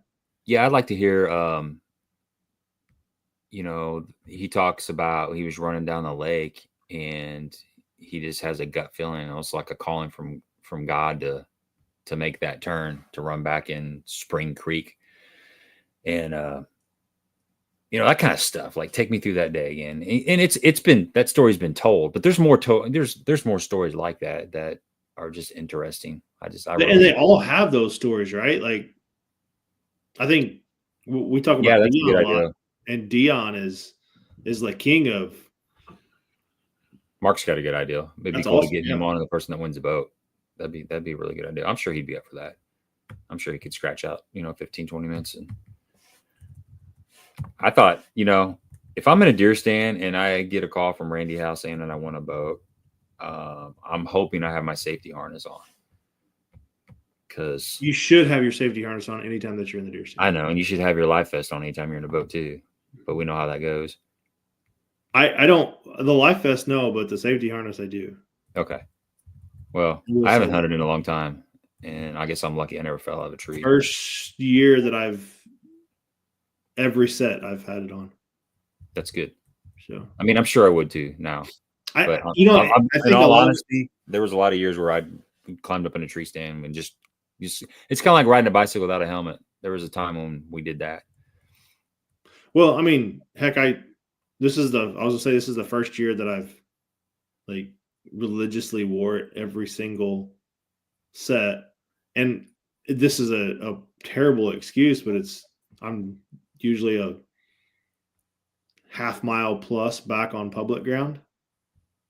So yeah. I'd rather be dangling than dead. So, oh yeah, I agree. Yeah, I'm not saying, I mean, that's 100% the way to go, safety first. I'm just saying there was a time when I was a lot stupider, and I don't hunt anymore, but if I did. Absolutely. But I mean, you're right on the life jacket. I mean, how many times did you go out there without a life jacket on? A lot. I mean, Uncle Ron's my mentor on that. I've never seen Ron. I have never seen Ron in a boat without a life jacket all day long. And I tell you what, I wear it more just because of him. I don't wear it all the time, but I do wear it a lot more. I take it in the boat and it's right there. And, you know, if I'm on, a lot of times if I'm on Egypt and there's a lot of boat traffic, I'll throw it on if I'm making a run, if I'm on Kincaid. And I tell you what, day 3 of that Pickwick video, when I was fishing below that dam, I had it on the whole time. I mean, that was sketchy. That was sketchy. Well, you know, like, and you know, Ron's the perfect example. I mean, you never know what's going to happen, right? No, like, you do not. Things happen. They really do. I mean, you know, the most common thing that could happen is you hit a stump with your trolling motor and you stumble forward, maybe smack your head on the way out of the boat. And that's it. Game over. You sink to the bottom. Nobody knows where you're at. They make a phone call. You don't answer. They show up at the boat ramp and there's your truck with an empty trailer and it's dark. You know, well, I mean, that can happen. After all these years I fished, I've heard countless stories of guys standing up, pull the trolling motor rope, or, you know, not even a guy that it was rough water, no situation, just stood up, lost his balance, fell in, either couldn't swim, couldn't get back up. The water's cold. Water, I mean, there's a whole 60-degree water will put you down, and that's what we got right now. You put a pair of jeans on and a hoodie, and you go try to swim. That's right. You're going straight to the bottom. That'll soak up, and it's hardcore. I've been taking these cold showers though, so I might last a little bit longer. You've been doing like the cold plunge stuff? I just been taking a cold shower. You take a normal shower, you know, you lather up, do your thing, and then you turn the nozzle from hot to as cold as it can go and turn around and just let it hit you in the back of the neck. And you count to 30. Then you turn around and take it in the front, count to 30, and then you stick your head under, count to 30, and then you turn back around, let it hit you in the neck for 30. You are more of a man than me, bud. Dude, I don't know. I am 5-10 seconds and I like jump out of the shower. I embrace the suck. Jocko, that's one of his when your mind is saying whatever it is that's mentally challenging or physically challenging, and your mind is telling you all these excuses, you know, you're trying to justify the reasons why you shouldn't do whatever it is. It's called embracing the suck, and that's what I've been trying to do. So yeah, it takes like the whole minute. Well, the whole time your mind is saying, "Get the heck out of the shower! Right, get the heck out of the shower! Are you crazy?" But you just tough it out. See, I think the actual cold plunge would be easier than that. I've heard that. I've heard people say that seems because there's a guy I work with who does a cold plunge every day. Well, so there's two factors on that. The cold plunge, now there's different types of cold plunges, but if you don't move in that cold plunge, there's a natural insulation around your like that water that's there. So if the water's turning, you're not getting that. But my problem was like the beating of the cold water, like it's splashing everywhere.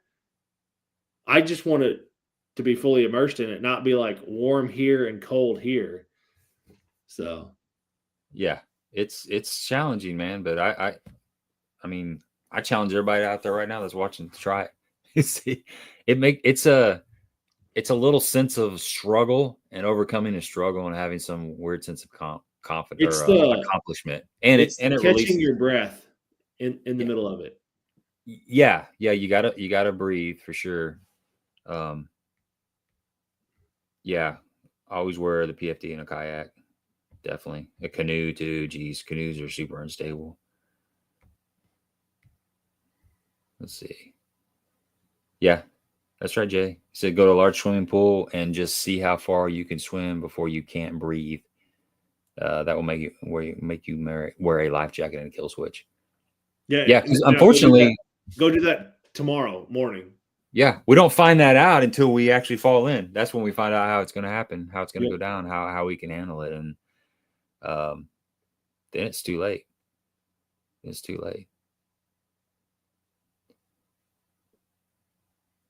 Daniel T, I mean, well, I guess you get used to cold showers, right?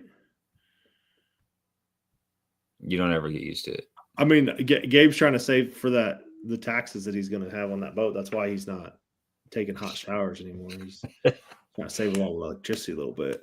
Yeah, just a nickel here and nickel there. If you need $15-$20 this month, bud, just let me know. I'll take that. Yeah, I need to make that decision, man. I've had a couple people call that are interested in buying the certificate. So I don't think that'll be I don't think that's going to be a problem if I want to sell it. Right. But I don't know. It's weird. I'll figure it out. I don't know. I keep saying I got a couple weeks to figure it out, and that was a couple weeks ago. You'll figure it out. Daniel says pull the trigger. What do you guys think out there? We got 67 people just hanging out here. We'll give this Baitworks card away. What would you do? If you want a boat, you're gonna have to pay. I'm gonna have to pay about $15,000 tax on it because it's treated like income. So it's a $50,000 certificate. So they treat it just like you went out to your job and earned $50,000. So you got to pay the same tax, however you're out there watching, whatever tax bracket you're in, you have to pay the taxes in that bracket. Well, it could put you potentially in another tax bracket, but it's taxed the same way. You know, have you talked to an accountant about this? Huh? Have you talked to your accountant about this? I have. I need to go back in there and talk to him again because is there anything that you can write off to help alleviate that $15,000? That's what I got to talk to him about. I've looked at it. It's most things I'm seeing. You're treating it as a hobby because I had a long conversation with Menendez the other night. He was texting me and he said, give me a call. He's won a lot of boats. So we had about a 30-minute conversation about it. And the difference between me and him is he's a professional fisherman. That's his job. Right. So he can file, those things are different. The write-offs are different when you're a business, when you have a business. Where to me, my main source of income is a letter carrier, and then fishing is a hobby. So the amount of stuff that I can write off is different if you have a hobby. But I don't know where that limit is. I saw like 2% somewhere, only 2% of it, but I got to get a little more clarity. I used to write off BFL winnings though. I don't know how much that has changed over the course of the years, but yeah, my accountant was allowing me to write off the BFL winnings, and then like if we had any, basically tackle warehouse orders and anything that I was purchasing, I was writing off. Yeah, Ron, it is. It's income even if you sell the ticket. And if I sell the ticket, like, I've had $42,000 is kind of a price point, that most of those certificates sell for. So I'll still get taxed on the 50, but if you can show, a loss, like a difference between the 42 and the 50, that'll be some relief. But I'm not even sure if I can do that because like I said, it's a hobby. So I got to go back in there in the next couple of days. I almost went in there today, but I was trying to get off work so I could get home to do this live stream. But here in the next couple of days, I'm going to go in there, and I got some new questions for my accountant. There's a lot of guys saying sell the Ranger, but unfortunately, what the problem with that is right now is the used boat market is in the tank. Yeah, it's for sale. There's a gentleman that's kind of talking it over right now. So I don't know if that's going to happen. I think I'd be able to sell it this spring. So basically, I'll have until April 15th to pay the taxes on the Phoenix and the certificate. So if I can sell my Ranger between now and then, I can take that money and just cover my tax burden. Well, and you're not going to get your Phoenix right away. No, I won't. In fact, I'll probably wait till the 2nd of January to order it just to save on personal property tax. Right.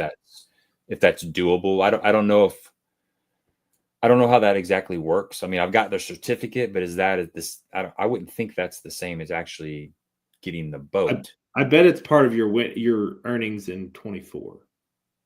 Yeah, it is part of the earnings in 24, but I don't know if I didn't actually talk to ACS Marine down there in Kentucky and say, okay, I want the boat on January 2nd. If that's going to push that personal property tax the next year, or if it's going to count right now. I'm not sure. I mean, I got you. That didn't really make sense, but I'm trying to do everything in my favor to make it better, and that's advantageous for you. I get it. Yeah. And then there's sales tax. I think sales tax is going to be like $2,800 or something. Yeah, you almost have to take out a loan to pay for the free boat. But then again, it's like I'm getting a $50,000 boat for 15 grand. Is it the boat that you want? It's not. If I had an unlimited amount of money to buy on a boat, which I don't, I would probably get a 721. But I really like the boat a lot. I'd be completely happy with that boat. The more I thought about it, it's a perfect size. It's right at 20 feet. It's got a 200. It runs. I've talked to several people, some on the stream, and then some just have messaged me, which I appreciate. But that boat runs 70 to 71 with just one person, and it runs like 67, 68 with a full tournament load. So speed wise, it's plenty, and it's a wide boat. It handles bigger water decent, especially for a 20-foot boat. I mean, it's not going to handle water like Ron's Vexus or a 21-foot boat, but it's pretty good. It's right. I'm happy with it. I'd be completely happy with it. Yeah, I see everybody saying like get the boat, get the boat, get the boat, and I'm in that camp as well. But I also, you and I both, you still have your Ranger. I had a Ranger and sold my Ranger, like all for the simple fact of I always hooked up to my little boat, and different from yours, like mine set side by side in the garage, so I had the option to hook up to either one of them. Mm-hmm. And I always chose to hook up to my little boat. So I see both sides of it. Yeah. I see Mama getting a really nice Christmas present or Gabe getting a really nice Christmas present. I don't know, man. It's first world problems, yo. But it's a big deal. Right. Hey, how do you guys like your? I know this is way off topic now. How do you guys like your Highlander? I will probably never win another one, Robert. You're exactly right. Don't say the that. Highlander. He can win them on Saturday. Yeah, that's true. Yeah,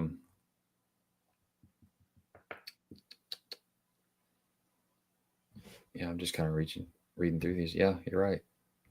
Everybody's kind of leaning towards get the dang boat. It'll take care of itself. We like the Highlander a lot. It's been a good vehicle. I mean, we've only had it for about a year, but it's nice. Right. It handles well. It's set up. Everything is set up. It makes sense. The interior. Sometimes some vehicles are kind of weird how they're set up, the interior, but it all makes sense. It rides great. It's quiet, super quiet. It's got plenty of horsepower. It's been nice. I got you.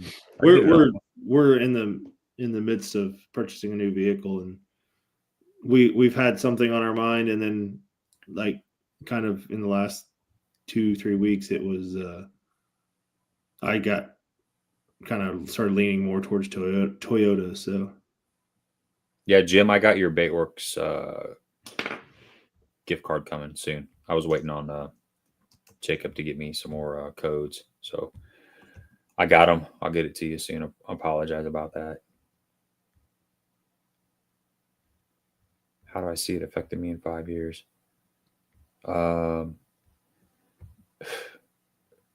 Probably very, very, very minimal. That's one thing I'm learning about most things is it's a big deal. And then within reason, after you purchase them, it just kind of gets absorbed into the norm after a month or two, as long as nothing tragic happens and you continue doing the same thing that you do day in and day out. So hopefully God will continue to bless me and we will not have anything unforeseen happen. But then, you can always sell the boat too. You can typically turn the boat around and flip it. They're always worth something, even in a tough market. Things could get better. We've had some recent changes, so we will see. Well, and you're close to retirement too, so yeah, that's kind of another thing. Still hard to believe that you're close to retirement, but yeah, we'll see. We'll see, man. We'll see if it works out. Let's give some away here. Right, everybody's hanging out with us.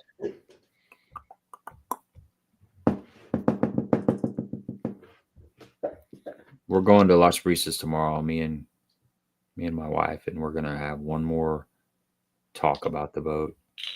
And she wants me to get it. She's like, "Get it. You worked your butt off. Get it." The family's the same way, you know, my daughters. So I don't know. I guess it's on me. All right, here we go. It sounds like what you're saying is you're the problem. Yeah, I'm just torturing myself. Stephanie, what? Is that the Stephanie? I don't know. The picture's different. Yeah. Who's Stephanie? I didn't even see them on there tonight. Well, congratulations, Stephanie. Get a hold of me. If you're the Stephanie I think you are, you know exactly what to do.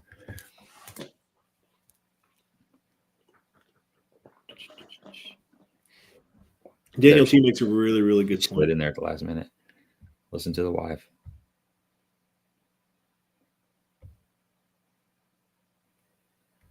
Yeah. Well, it's like I think Sophia told me, my daughter, you know, because I'm like, I could sell the certificate, get the money, pay off the Highlander, and then just kind of absorb the money into our account and maybe some landscaping and blah, blah, blah, all that boring stuff. But then there won't be anything to show for it, really. There won't be all that stuff goes away, bud. Yeah, exactly. It just gets that's like the conservative, mature adulting side of me is like, that's what you should do. The safe thing. Here you go. I'll give you my words of wisdom on it, and take it for. I got it, Steph. I'll take care of you. I just didn't recognize that picture. Take it for what it's worth, but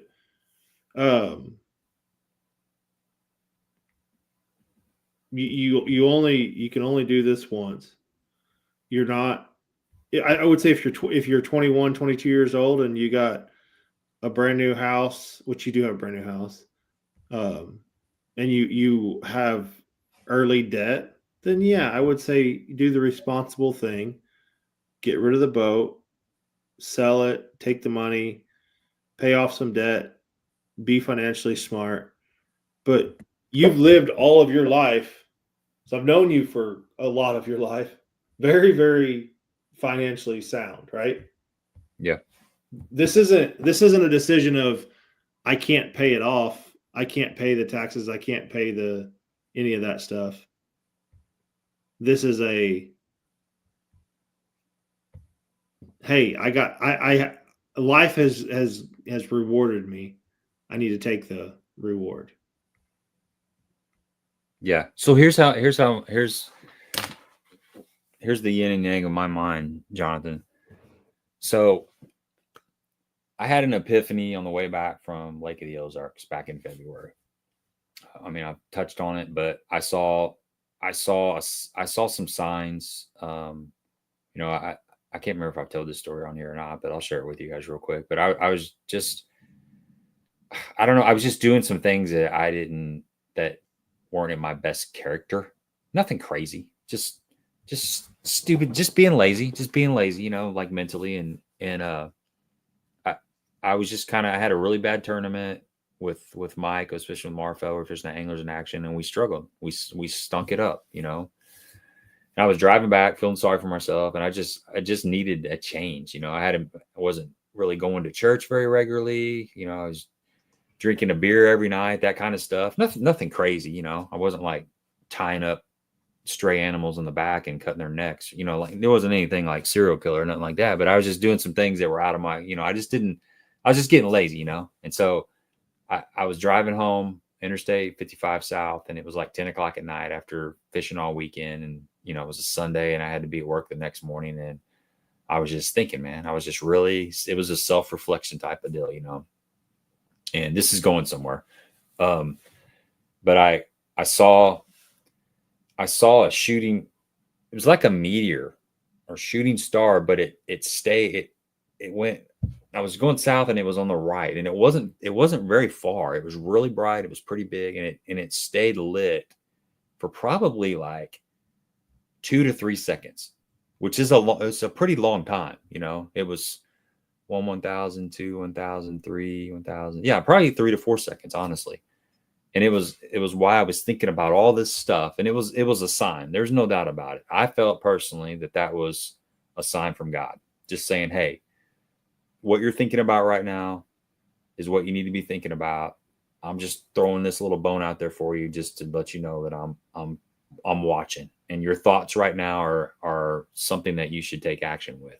And I took that as a sign. So I made a few lifestyle changes, and anyway, it kind of leads me to where I'm in a regional on Pickwick Lake, and I end up getting, 3 of the right draws. Things had to go exactly as they went. I had to catch the exact right amount of weight on days 1 and 2 to get the draw that I got on day 3. And that draw was there was 12 boaters that I could have drawn. I think only 2 or 3 of them were actually not live scoping. And you can tell by the weights of the co-anglers on that last day, because most of those guys they're all really good fishermen, and some of them zeroed and some of them only had 1 fish because they were behind some elite live scopers. If I would have got stuck behind one of those, I wouldn't be on here right now complaining about whether I should sell their certificate or keep the boat. I mean, that wouldn't even be in the picture. So I feel like I was blessed to be in that tournament and to get those draws in that tournament to have won a boat. So that's where I'm at right now. But I've been talking about fishing on the boater side of the BFLs and stuff, and just having a boat to haul wherever and do whatever. Something a little bit newer.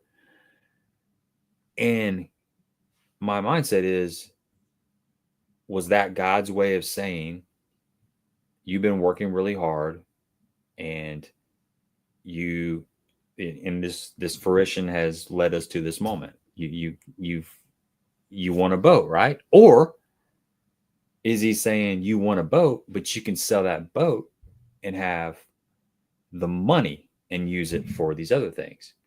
You see what I'm saying? Is he saying, okay, here's the selfish thing. You get a nice, pretty, beautiful bass boat to go do what you want with. Or is it the less selfish way, and maybe the family way? Is it the reward? Boat, sell it and get the money and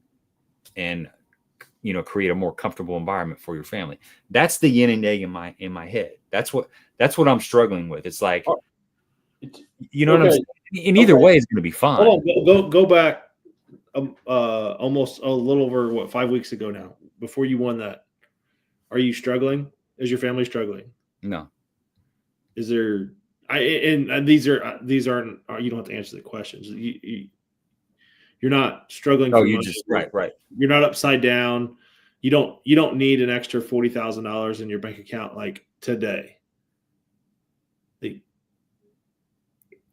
I see both sides of what you're saying, and I can see both paths. Like, you're at the crossroads right now. I can see both paths of this, where I have a lump sum of money, or I have the diamond ring. I don't need the lump sum of money because I was fine 5 weeks ago, before all this happened. Take the carrot, take the diamond ring. Yeah. Enjoy life. You only live once. You get one opportunity at this trip around the sun. Live it up.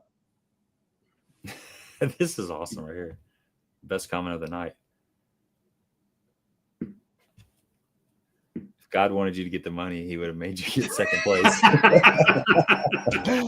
That's awesome, man. That's right. That's right. He would have gave you the check, not the dang boat. Gee. Well, next year, 2025, you win the same regional and you get $20,000. You don't get a boat on the coast side. Even more, like, you're going to give away the boat from the last regional that's giving away a boat. Yeah, that's like Brian Thrift winning the Forest Wood Cup. Like, he was the last one to hoist the cup. Yeah, and if once I sell the Ranger, it will offset any of the financial, not any of it, but a big portion of the financial burden that I would have on getting the boat, which is paying the tax, the income tax. So it'll be a wash, and I'll have a newer about boat. how many more tournaments you can fish and make more money next year. Yeah, exactly. Well, hold on, you got to go back up to Jay's comment.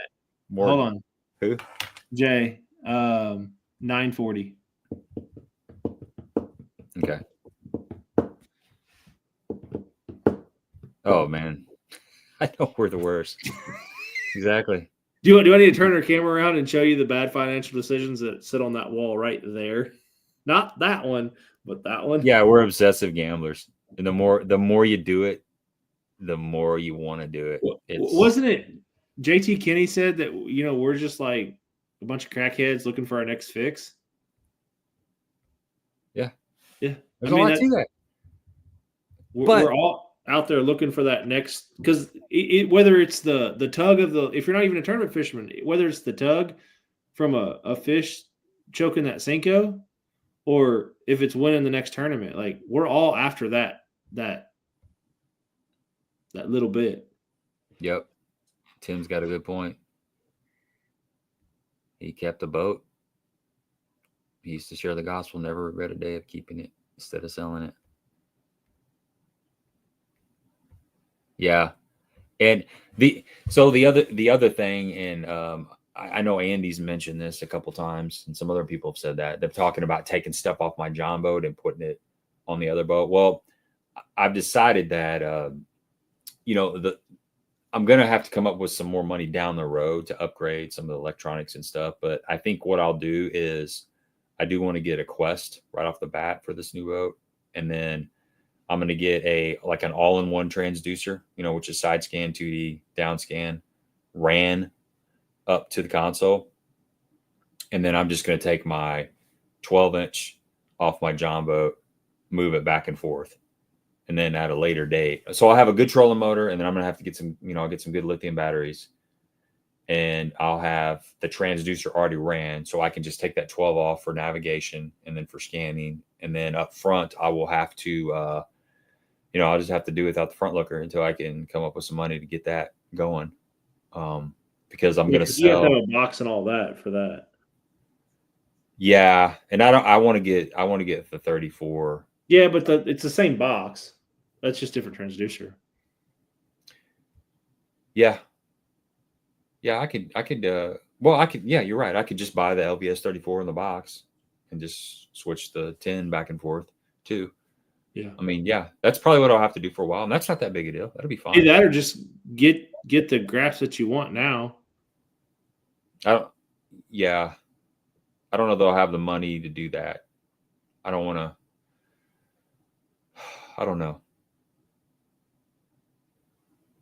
I'm going to get my taxes paid and all that stuff first, and then I'll add to it. I mean, it'd be nice to have them rig it and have it all ready to go. But unless I come across another lump of sum of money, go win you another one. Yeah, exactly. I thought I'd qualified for the Toyota Championship because of the way it read. It read, if you're the highest finisher in your regional on the pro and co side, you qualify for the Toyota Championship. But if you read it a little bit longer, it says in the All-American. So if you're the highest finisher of your regional in the All-American, you qualify for the Toyota Championship. In 25. Yeah. So I actually called Mark McWall because I was like sitting here late one night, and this was Saturday, and the Toyota's championship was the following Wednesday. And I got to looking at it, and I read it, and the way it's written, it looks like I had qualified for the Toyota Championship. So I called Mark McWall the next day, and he informed me that it was the highest finisher in your regional in the All-American. I got you. Yeah. Same thing as like the Bass Nation type stuff. Mm-hmm. You're the highest finisher in your region or whatever. So, yeah, I was like, I'm going to I'm going to Wheeler Lake. I'm going to win a boat, and this is all going to take care of itself. But it didn't happen. Hey, you got the first one. You got the hardest one out of the way, and that's the first one. Now they just come easy now. Yep. Yeah, you're right, Stephanie.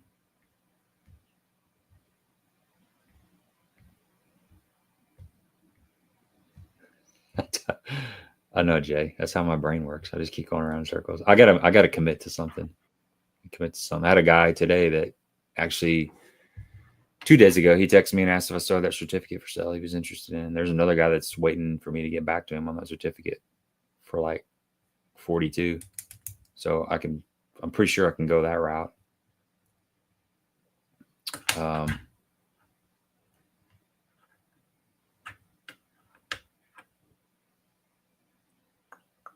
Yeah, life is short. That's what most people are telling me. Can't take it with you. And you know, it'll even out in the wash down the road. I think I'm like 95% sure I'm going that way.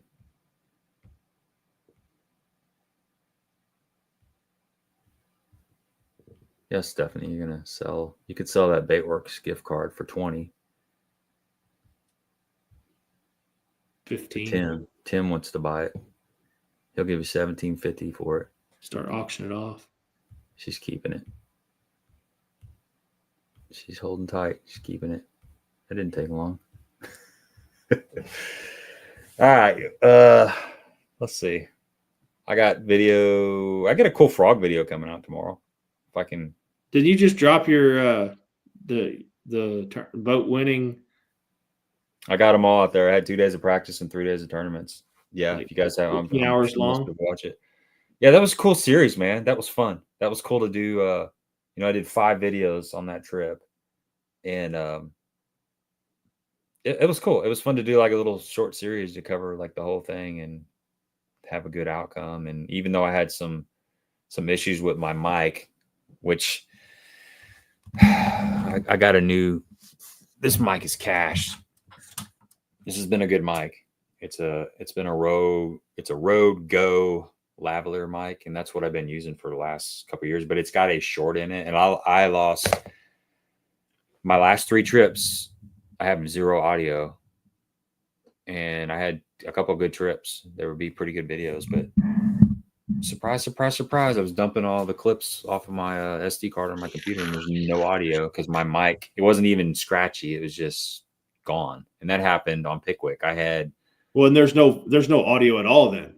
There's nothing. There's no audio. It doesn't record on the camera and on the mic. It's all or nothing. Like the day 1 of practice with Brock, I got a little bit of audio, but mostly no audio. And you don't know that until you get back. No, you don't know that. And then with Ed, I got most of it. And then with my day 2 guy, I got day 1, my mic worked fine. I got everything. Day 2, it went out in some spots, and then it came in. And so as I'm doing these videos, I haven't pulled day 3 off my card yet. So it's a crapshoot. I'm like, are you serious? I just want a dang boat, and I'm not going to have any audio in all the clips, which I would have done commentary over it, but it's not the same. And so it was kind of like a moment of truth. I uploaded the SD card, and I pulled the first files off there, and I hit play, and there was audio. And I'm like, thank you, Jesus. Thank you. But since then, the Warrior William tournament with Marfell, no audio. Okay. And then I went fishing 2 other times since then. I've got audio. It's fine. But my last 3 trips, no audio. So this is done. I got a brand new mic. It just came in today. But I knew better, just trying to milk this thing out as long as possible, and it's going in the trash. I'm going to take you got to hang it up on the wall, bud. Like, take a little fuzzy thing. You know what? You're right. I probably will. I'll throw it back there on that jumping bass behind me. That or you make a hair jig or make fluff out of the. I could. I could make one of those. You got to save some money, pay the taxes, bud. Yeah, exactly. I can probably sell like 3 or 4 jigs. He's going to catch a stripper on Sunday at Cedar. Stripper? Or a striper, I'm sorry. Oh, okay. It's late. Are you just trying to turn this into something Anyway, yeah, I showed him where to go. Did you guys meet up over there? No, I need to. I need to jump in a boat with Curtis someday. Are Yeah. those slippers easy? Are they schooled up right now? Yeah, they just showed up. They're easy to catch too, aren't they? No, they're not, because they move around so dang much. Dude, they move around so much. It's insane. They're so fast. They're just like they remind me of a second grader soccer match. The ball is a little ball of shad, and they're just going. They're just zipping back and forth. Well, they used to be really easy to catch over there. They're smarter now. They've gotten smarter. Everything. I think. I mean, with the last time that I got on them, I caught 2 or 3 pretty quick, and then it petered off pretty quick. But I really don't like catching them. One is fun, but after that, I'm done with them. Yeah, I caught 2 the other day. I caught one on a big swim bait, and then I caught one on that Bill Lewis scope stick. Really? And that's the most consistent. If you're just getting a fan cast and you're not looking at them, and even if you are looking at them, I think a jerk bait's been the most consistent bait to catch striped bass for me personally. I've caught more. Well, I've caught more of them on a jerk bait than anything else. I've caught more on an underspin. Yeah, I can't get them to hit that right now though. A lot of it that was pre forward facing sonar when I started catching them. But it was Ron limits himself to 2. That's a good call. You don't want to wear yourself out. They burn a lot of calories. Well, it's not the calories for me. It's the tearing my stuff up. They are hard on your stuff. It depends on what you had. Okay, so the first one I caught, I got a couple of those Phoenix, the Feather series rods, and I got one that's a 7'7" extra heavy. Because I was talking to Luke Clausen, and that's what he recommended for Carolina rig and A rig. People are saying that they're a little bit lighter. Like a heavy is more like a heavy, medium heavy. That's what they're saying with the Feather. Or I kind of did a little research because all I know is the Virtus. That's the actions that I've been used to for the last year or so. Well, this thing got some meat to it. It's got some beef. So I was throwing a 6-inch swim bait with a 3/4 ounce head on 20-pound test, and I hooked that striper, and I had him in the boat like I was bluegill fishing. I was just like, he didn't have a chance. I just wrecked him. It just bowed up on him. I just manhandled him. I got him right up to the boat. It was like a 20-second fight, The second one I caught was on a jerkbait with that Virtus jerkbait rod, 8-pound test. Yeah. It took like 10-15 minutes. Mm-hmm. It took about 10 minutes. And they're not giants. These are like probably maybe 10 pounds. One of them was probably like 6, and the second one on the jerkbait was close to 10. So they're not like 20-pounders, but they fight. My biggest was like 16 or 18 pounds. Yeah. And that's a monster. And it was on a medium action rod. But they run and they take up so much time, and if they run you into a brush pile, you can count that half of your spool of line is trashed now. So if you're going to try to catch them on that heaviest stuff, Curtis, like, I think you're fine. But like, I've never had success catching a lot of them on heavy tackle. It's always been small swim baits, jerk baits, things like that. Yeah. I'll tell you a little tidbit, a little nugget here, and people that know, they know, but there's a lot of times where I've been experimenting with this, but the fish is right here and they won't come up for it.